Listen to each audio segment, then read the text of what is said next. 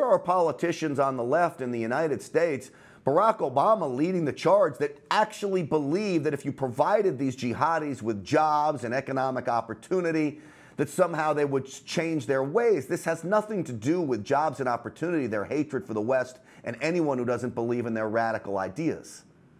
Yeah, the Rand Corporation and many other agencies have made study, and there's study after study now that proves poverty does not cause terrorism. Lack of economic opportunity does not make people turn to jihad. Osama bin Laden was one of the wealthiest people in the world. We've seen doctors, lawyers, people who are highly trained, making a lot of money, turning to jihad. Jihad is rooted in Islamic texts and teachings. And so if you believe that the Quran is the word of Allah and Muhammad is the prophet, then you may not, but you may think I have to wage war against unbelievers because that's what those sources teach. Yeah, and so I believe their target is every non-believer, and it's not just the high-profile target. And I think Americans are lulled into a false sense of security by the propaganda on the left that somehow if there is a target, it's not them. They're going to go after high-profile targets. Maybe it's Europe.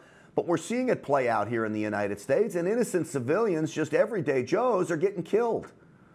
Yeah.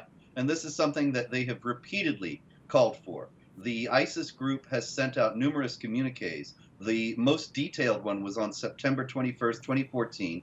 They sent out a very lengthy call full of Quran quotes and so on, saying you've got to target civilians in particular. And they said, if you have a gun, shoot them. If you don't have a gun, stab them. If you don't have a knife, run over them with your car. And we have seen that. We saw that most recently in New York City, with a man with his rented truck full of ISIS propaganda drives onto a bike lane and murders 8 people. And he would have gone much farther if he could have.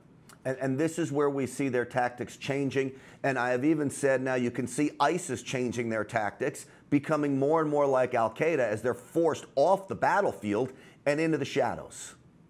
Yes, as they come back. And as Western, what's really astonishing, Grant, is that Western countries are letting them in with no problem. The thing is, they say, well, these people are American citizens or British citizens or Canadian citizens.